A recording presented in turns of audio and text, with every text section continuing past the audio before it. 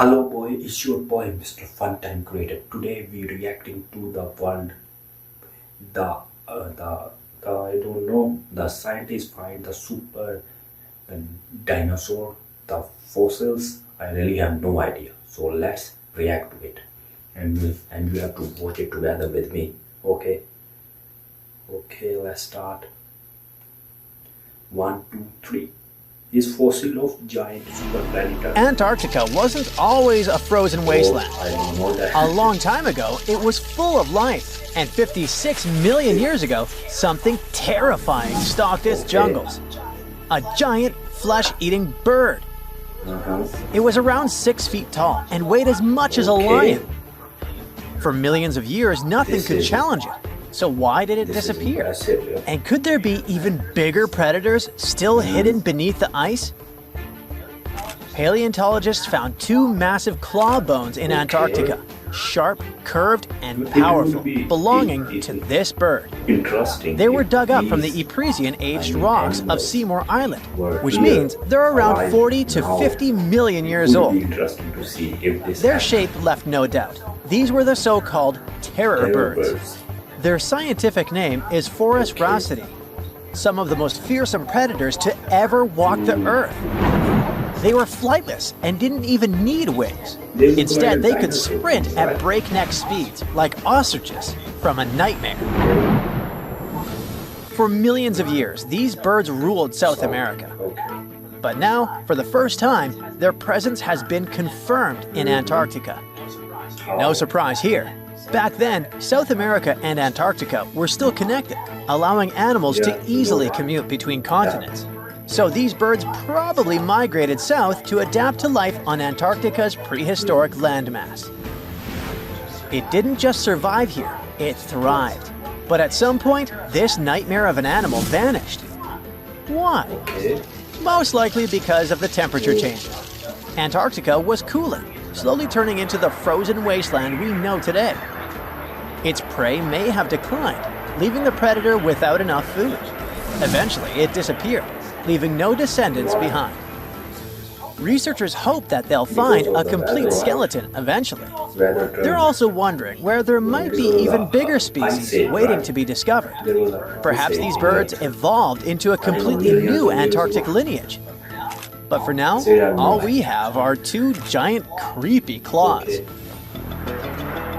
People often think that there are almost no animals or plants in Antarctica. But that's not true at all. Penguins waddle around, and forget the cute tiny ones. Antarctica used to have 6-foot-tall monsters. The emperor penguins are the largest penguin species alive today. They can dive over 1,800 feet deep and hold their breath for over 20 minutes. Penguins are cute, man. Seriously. There were giant ancient penguins around 38 million years ago. They were the size of humans. Fossils show they had long, sharp beaks, making them terrifying hunters of fish and squid. The fish there are also absolutely fascinating. Forget giant squids. Colossal squids are nightmares even bigger. Some reach over 40 feet long with massive, super sharp beaks and eyes the size of dinner plates. Finally, orcas, the apex predators of the Antarctic Ocean. They hunt in packs, working together like a wolf pack of the sea to take down seals, fish, and even massive whales. There are even tiny plants like moss and algae, Antarctic hairgrass, and pearlwort. They somehow survive against all odds. Of course, nature. There are many other myths going on about Antarctica. For example, some people think that when icebergs break off from glaciers, they immediately start drifting straight into the open ocean until they melt. But the reality is way more chaotic. Why is that? First, when an iceberg breaks off from a glacier or ice shelf, it has to deal with underwater obstacles. It can stay stuck on the seafloor for decades without moving. Then they get caught in powerful whirlpools and spin in place for months. One iceberg, a 23A, spent nearly 40 years frozen in place before finally breaking free, only to get caught in a swirling ocean vortex for another 8 months.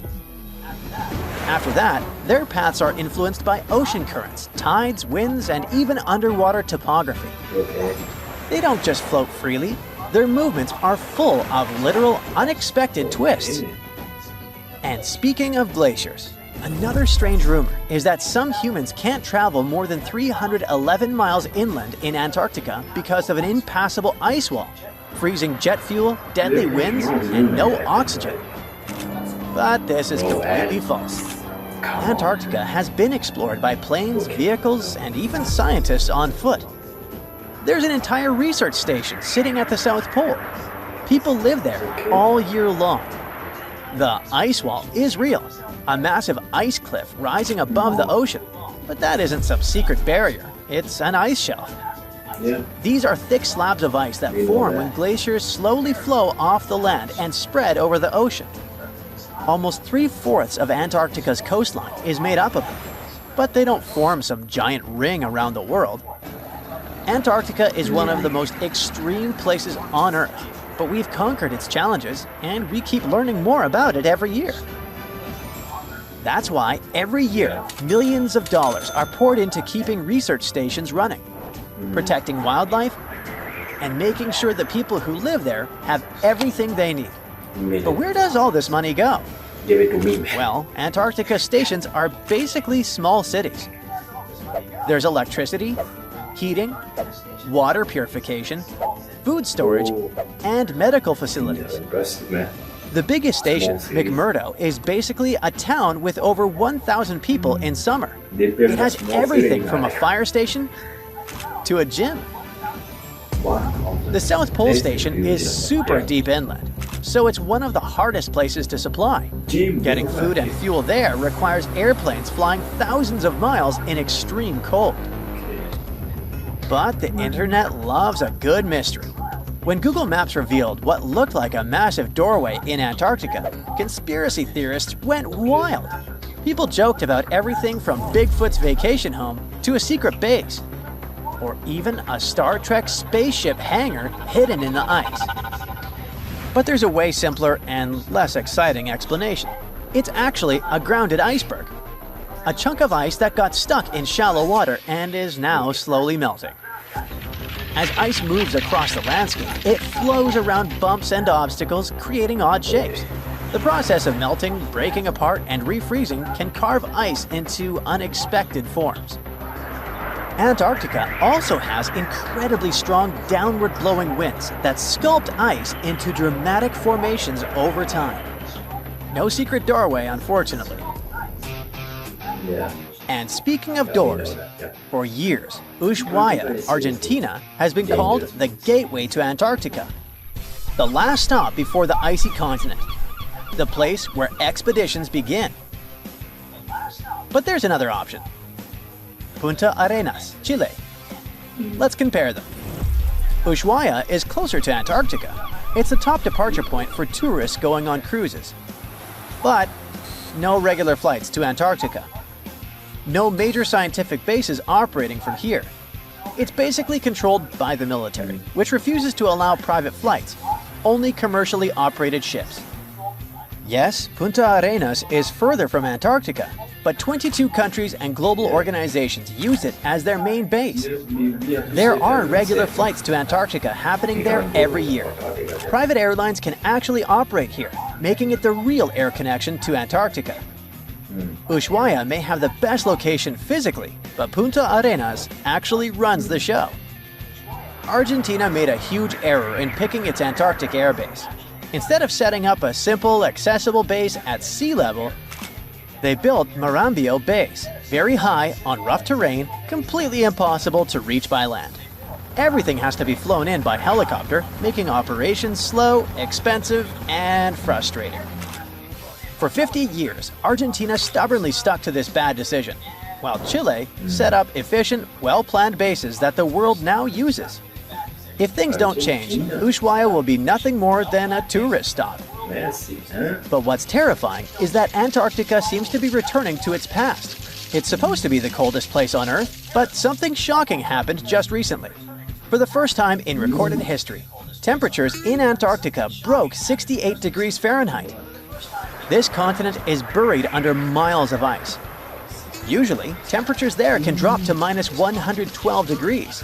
But in the winter of 2020, scientists recorded an insane 69 degrees on Seymour Island, hotter than many places in Europe at that time. Scientists believe there are several reasons for that. First, there are changes in the way heat moves around the planet's waters. Second, melting permafrost due to the planet warming. It looks like the climate is changing faster than expected. That's it for today. Yeah. Yeah. The video is over. If you ask me, if you ask my opinion,